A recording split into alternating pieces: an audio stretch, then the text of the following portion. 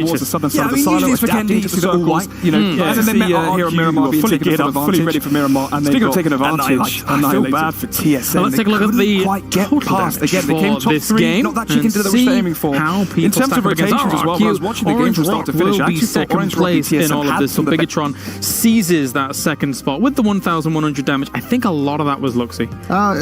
You want me to spoil it or not? No. Okay, No. If he's in our top players, no. Don't you do it, Froz. You ruined my fun. Orange Rock, 1,600 damage as well. Scout having a really good position there towards the northern side of the bottom of the hill there towards Crater Fields. I mean, he was the main point in taking out Team Secret as well. His really precise shooting from the long ranges was stellar, but again, the same salient point. Again, it's all down to Luxy, who just denied it. Look at T1 though. 15 plays, they have 800 damage, they have 5 kills. And this is from the start of the game. Yeah. If they continue, I mean, but they're gonna break that record. Bigatron, game 1, Team I&D, game 2.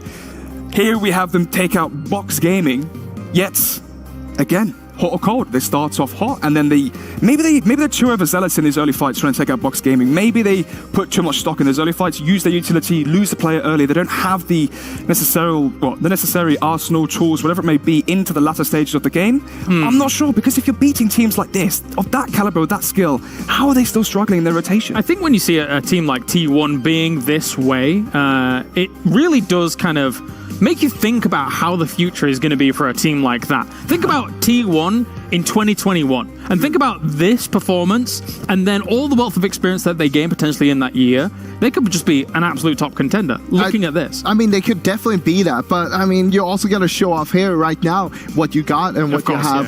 Yeah. It's not just always about gathering experience, because who knows, maybe they won't qualify for the next PMWL. All right, let's take a look at our top players here from this lobby and see. Oh, nearly. Okay, so about 9/10 of the damage. Yeah, exactly. Not only that, but also 5 out of 6 kills. Yeah, pretty impressive. Look at his smug face. I said it at the beginning of the broadcast. Look at his smug face. He already knows. There's D2ABA and G9 as well. Great stuff by RRQ Athena, but we have seen them perform well in this specific area of Miramar before, Froz. Yeah, of course. I mean, we know that RRQ Athena, they like to be around this area. So for them, it's kind of home turf, playing around that towards the late game. And it always helps being at home turf. You know every cracks and croony, like around like... Cracks and crannies. Yeah, okay, there you go. Yeah, you were close. You were there. You know exactly where to go, where you can have an angle on people, and that's going to be so advantageous for you towards the end game. I even got it wrong. It's nooks and crannies. Anyway, let's take a look at the overall leaderboards here.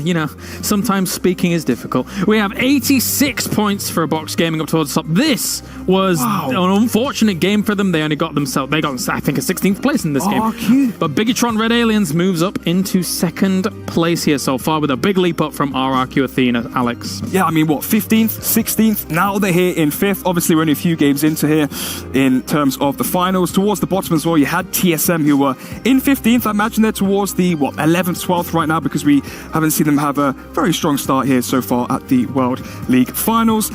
Although, the main selling point here being RRQ with the massive rise up the leaderboards. And there's TSM actually coming in 11th. So some change for them, but again, we want more. Not the easiest day for them. No, not the easiest day, but with only 4 games, I mean, we still have 2 games here to go as well for today itself.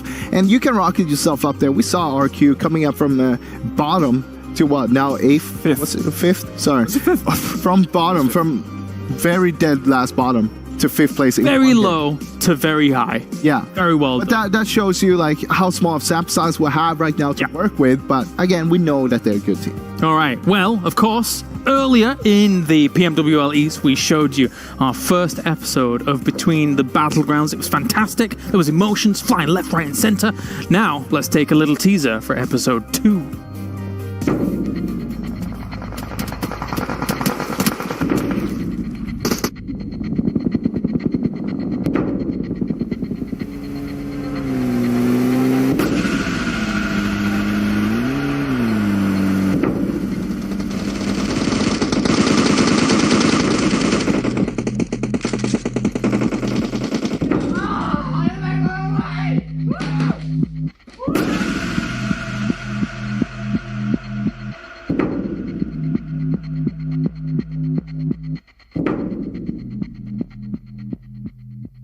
Amazing scenes there as we continue things on. I'm looking forward to our second episode of Between the Battlegrounds. The first one was great, as I previously mentioned, and you don't want to miss the second one coming very soon to a screen near you.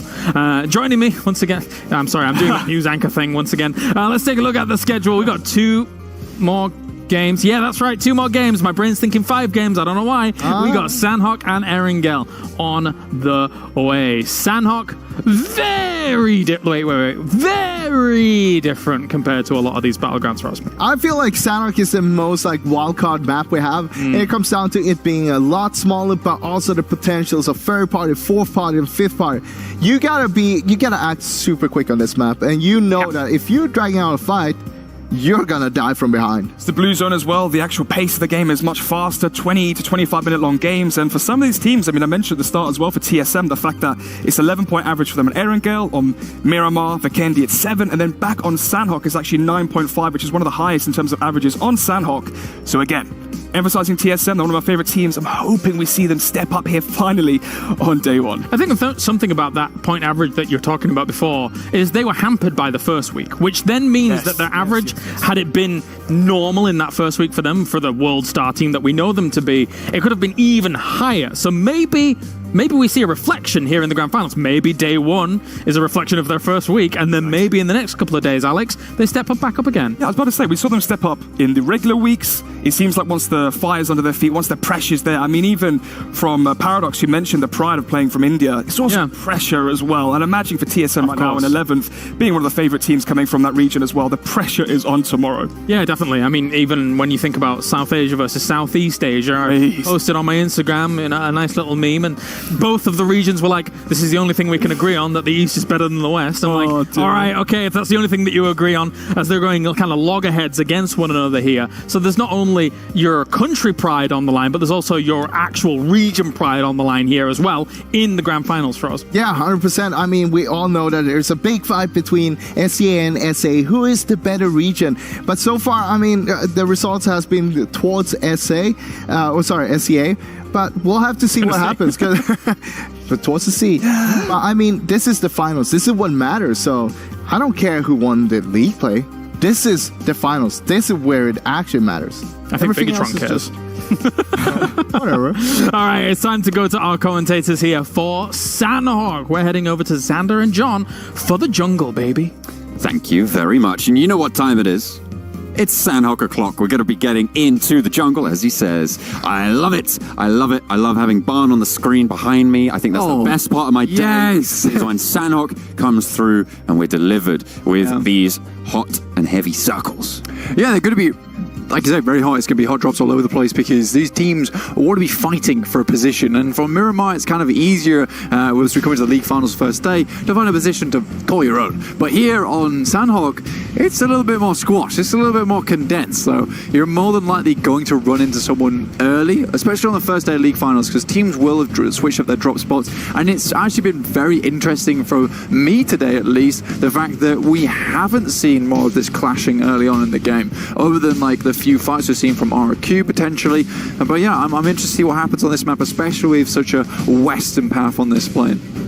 Yeah, places like Cal may be a little bit harder to drop to. I mean, we know that Bigatron like to drop around Hartin, split across the river, and it looks like they're not going to change that up for now. You level up all the way down southwest in Sami, and RRQ seem to be heading towards Boot Camp. No, they're dropping around the compounds just the west of Boot Camp there on the edge of the river, and a northwestern circle, Blank. It looks like we might be heading to the top of the mountain. Yeah, this one's quite northwest, so usually the ones we see are like very much dead set on the center of the rivers where they start to, they come together and they connect, and it makes for a bit of an awkward circle in the sense that you're not sure if it's going to go east, southwest, or towards the northwest, and you kind of got to make a little bit of a gamble. You got to pop the coins into the slot machine and hope for sevens. But here at least IND are going to feel fairly comfortable considering their drop spot has always been, and usually is, the northwest island itself.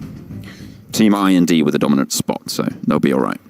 Should be fine. Which is what I said. Yeah, exactly. Summarizing. Hey, sometimes you tell me you never listen to me, and you don't want to speak to me sometimes. Sorry, what did you say something? I'm just joking. Did you say something? No! Wasn't Wasn't paying attention there. Goodness me. Oh, TSM dude. Entity in ruins, so they should be first to be able to make the cross to the south side of that northwestern island if they deem it necessary. You level up should be hot on their heels, but T1 have the run of boot camp at the moment out to the northeast. You've got Reject Scarlet and Megastars as well as Valda's the Murder in Paradise. Yes, this is a proper weird drop here from that's very northern